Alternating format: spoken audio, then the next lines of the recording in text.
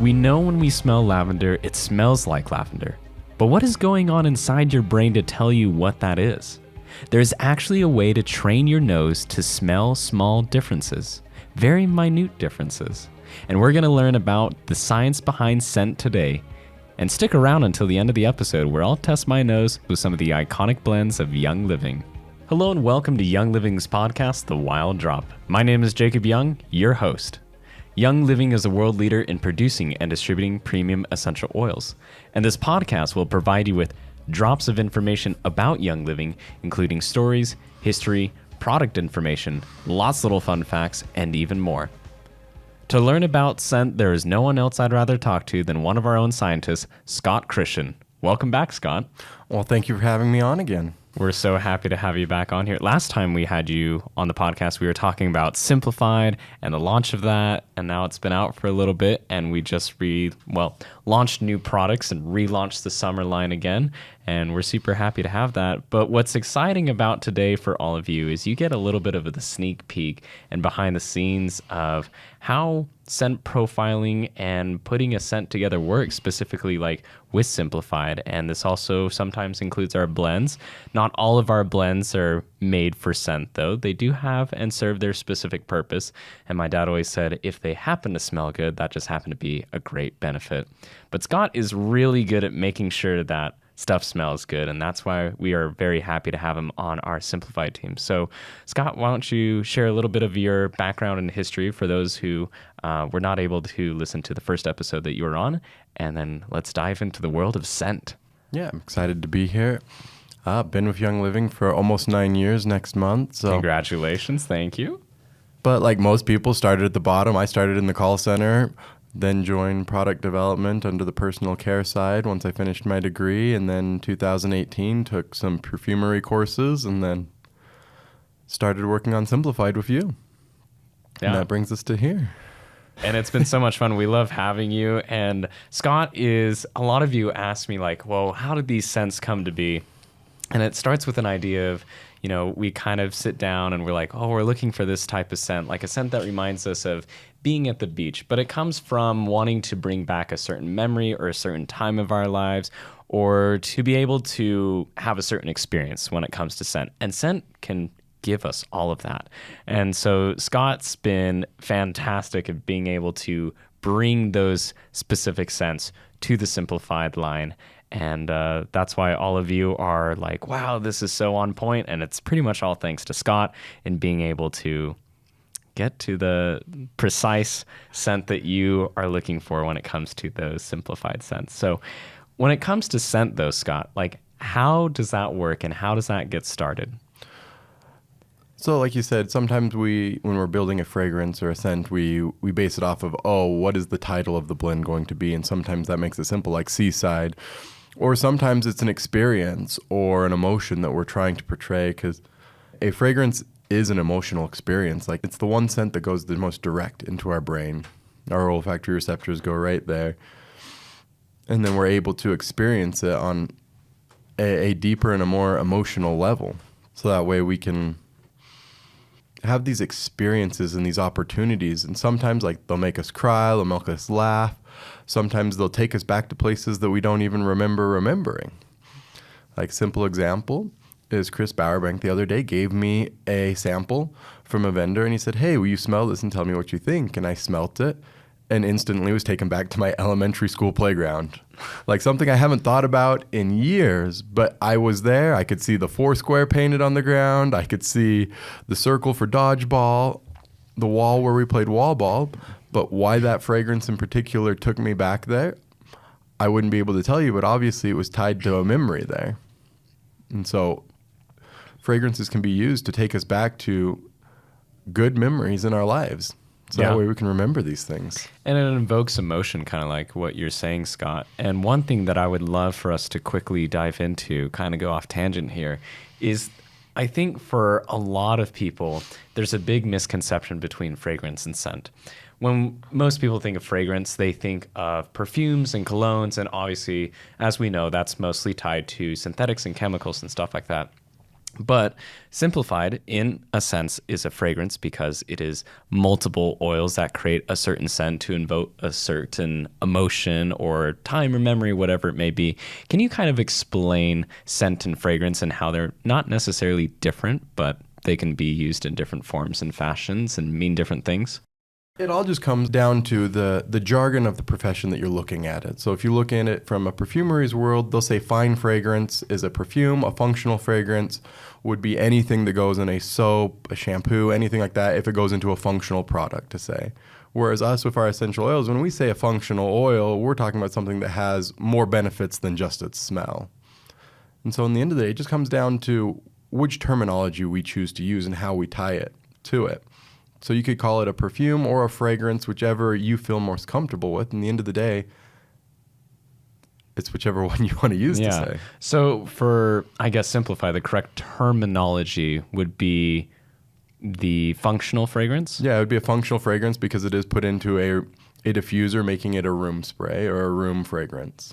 But along with that, we really want everyone to know that even though it is labeled as a fragrance, technically in the correct terminology in the scent world, it does not have synthetics, it does not have chemicals. Correct. It's all the oils that you know and love, and that's the great part, is you don't have to worry about what you're breathing in. And that was a huge proponent for why we wanted to make Simplified, is because, you know, air fresheners and candles are super popular nowadays, and some of them actually, from studies that we've read online and studies that we've seen, some actually have petroleum in them. And there was an amazing video that I saw online of a doctor talking about, please do not use air car fresheners and candles in your home anymore, just because of the wax and the synthetics that you're burning and breathing in and taking in. It's very toxic for your lungs. So that was a big reason to it, and you don't have to worry about that with Simplified. It's just for the smell of it, and smells great, and smells amazing. So for you, Scott, what was some fascinating details or behind the scenes of going to that fragrance school? Like, what's something that most people wouldn't expect or would experience when going to a fragrance school?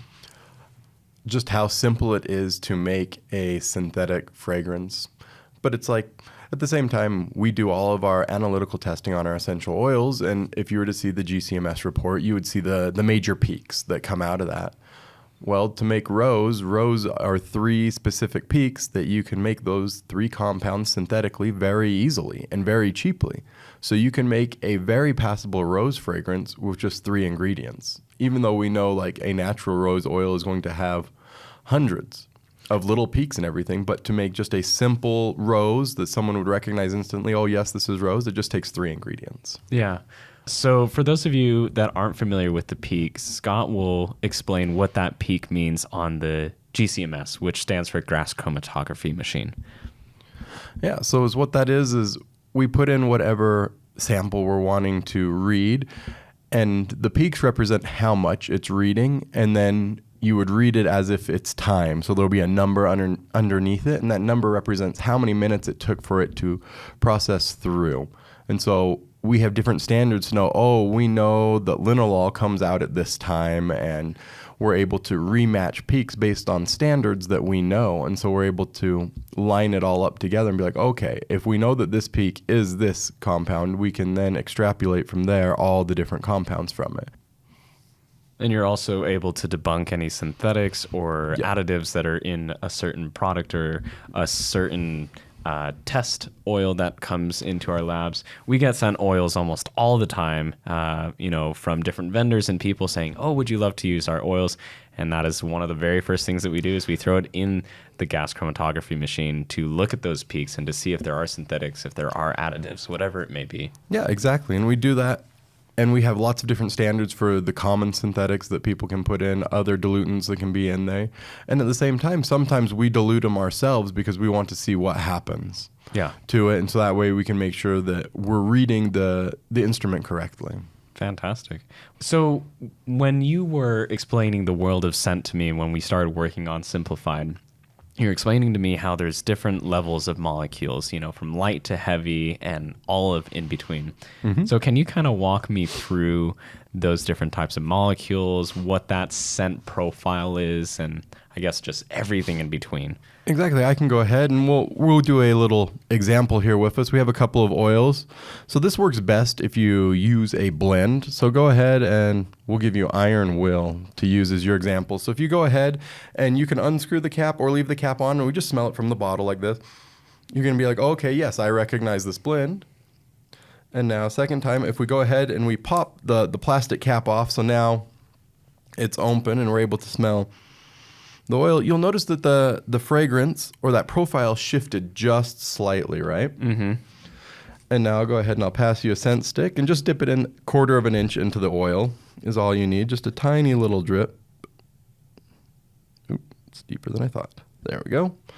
And then if we go ahead and we smell it off of the scent stick, you're going to notice that all 3 of those were different. At the same time, it was the same blend, but the fragrance profile shifted just slightly. Mm-hmm. As we are smelling it.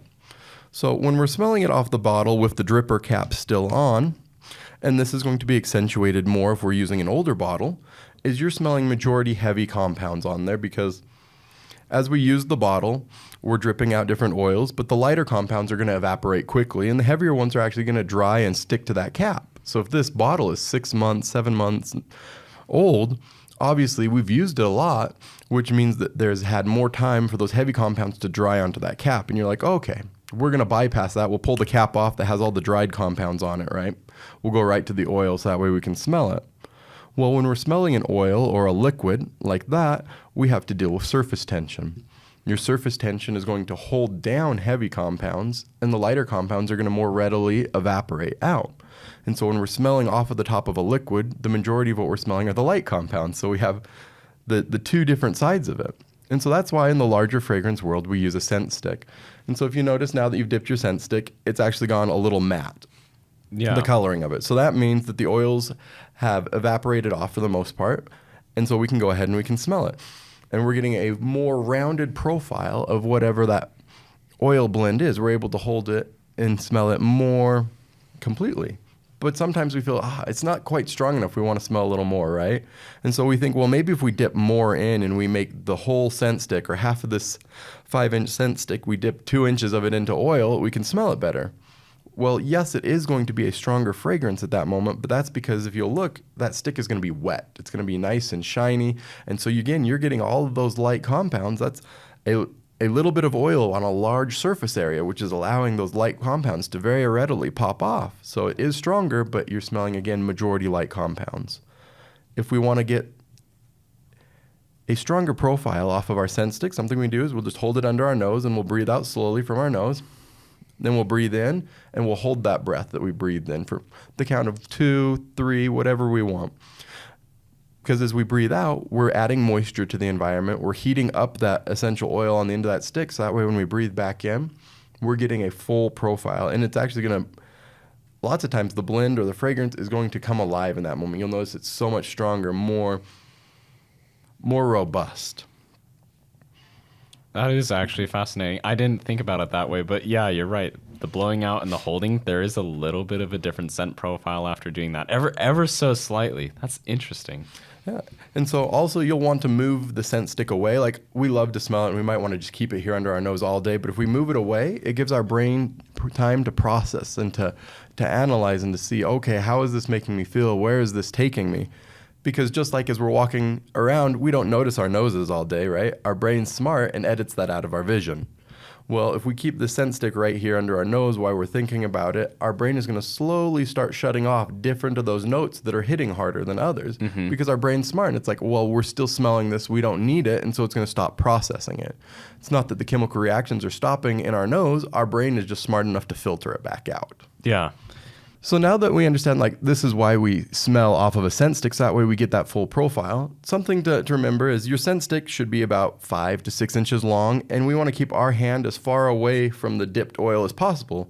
Yes, we could pinch up close to where the oil is, but the fragrance of our skin, to us, doesn't smell like anything, but we do still have a fragrance. So if we're wanting to evaluate that oil in and of itself, we want to hold the very far end of the scent stick when smelling that oil or that blend. And the same idea, we don't want to dip both ends into 2 different oils because it's still close enough that our brain is going to smell it. And if we're trying to evaluate and have a unique experience with that blend, we want to have it by itself on the tip of that scent stick.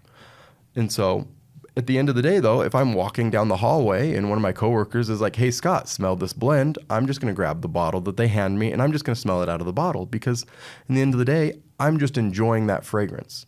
It doesn't mean that it's wrong to smell it out of the bottle. It doesn't mean it's wrong to smell it from the oil. And it doesn't mean that the scent stick is the is-all end of how we should smell things. But at the same time, when we were doing Simplified and we were sitting around together, it was me, you, Kate, and a few other people, when we evaluated each one, we made sure we used a scent stick because we wanted to evaluate that fragrance in and of itself. And then on top of that, we put diffusers in the room and we smelled it out of the diffuser because that was how we wanted you guys as members to smell it and to enjoy it. And so we wanted to make sure we were evaluating it in the same way we wanted you guys to be using the oil. And what's cool about the diffuser part is we actually have a room specific for diffuser testing, not only the diffusers, but the diffusion of an oil itself.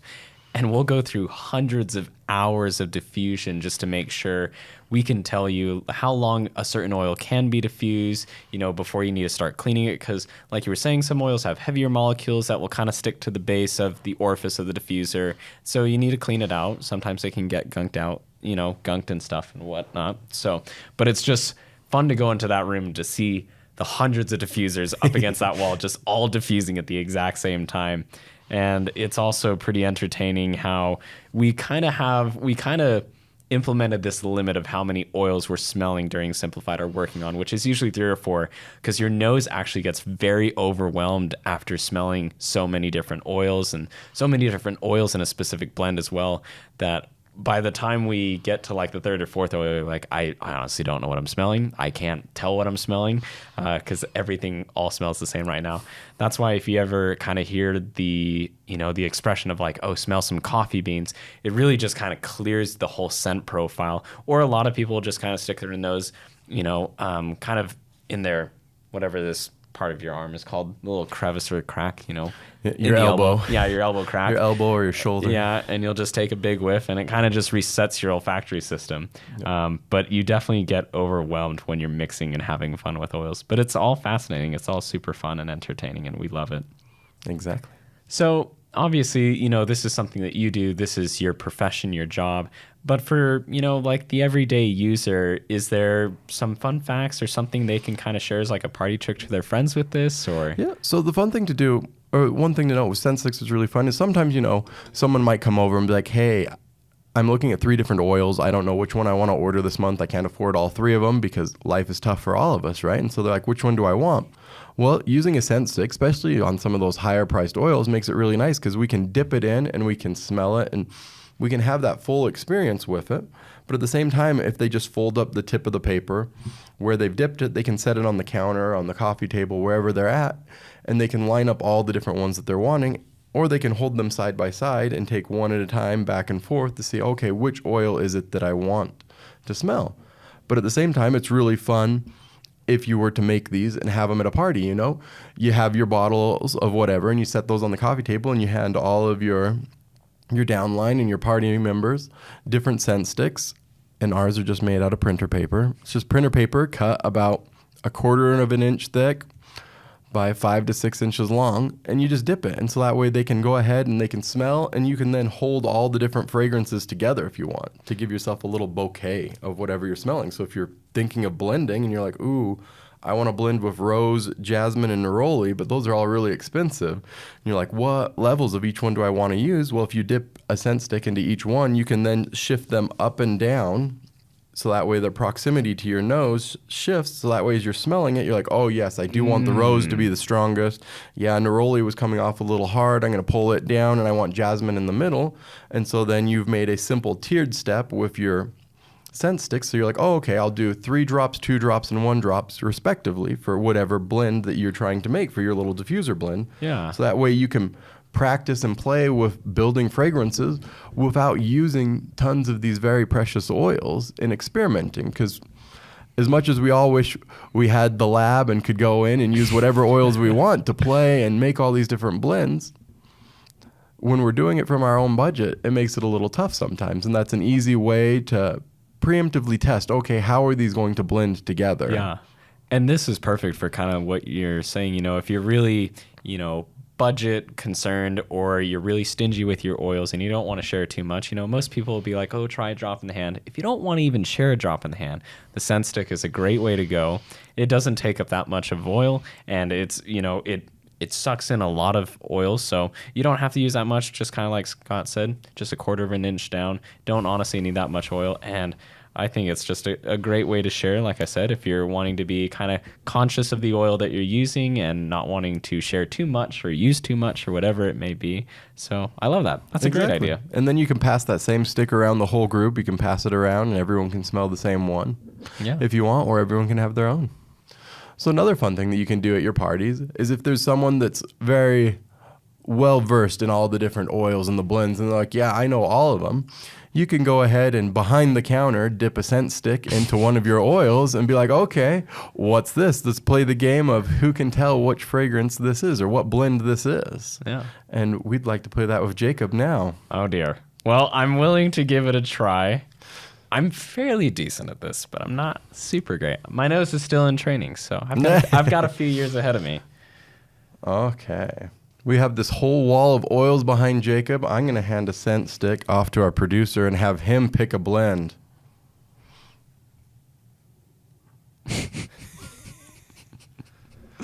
Everyone is giggling in here as we get this ready. We have an excellent choice of oils when it comes to this wall behind us. Some that you can't even get anymore. We're quite honored. Sample number 1.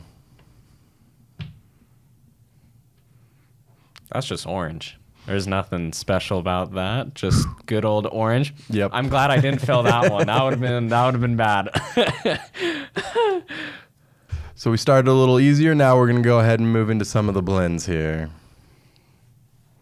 All right, sample number 2. Oh, this is what I use every single day as my personal cologne. This would be highest potential. Oh, darn. We whiffed on the guessing of hard ones there. Over dipped that one, but number 3. Number 3. Ooh, okay. Little tricky.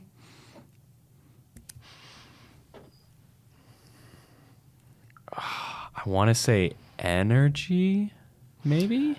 Or is that, or is this, wait, it's either energy, no, One Heart from the foundation blend? Yes, One Heart. There's a few of the same oils in it. That's why I wasn't sure.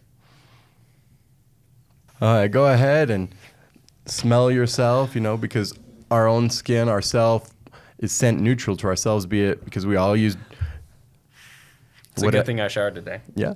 But like the bar soaps that we use, the shampoos that we use, the detergents that we use, be they Young Living or not, whatever we use on a normal basis is scent neutral to us. Like an easy example of this, I had a cousin that you'd go into his house and you could instantly smell their detergent and we knew we were at my cousin's house or my cousin was over. But at the same time, I would ask them, can you smell it? And they couldn't notice it because to them, that fragrance was scent neutral. So because it's something that they use every day. Yeah. It's what we use every day. Okay. One more. Ooh. This is an older one. I don't think a lot of people know about this one.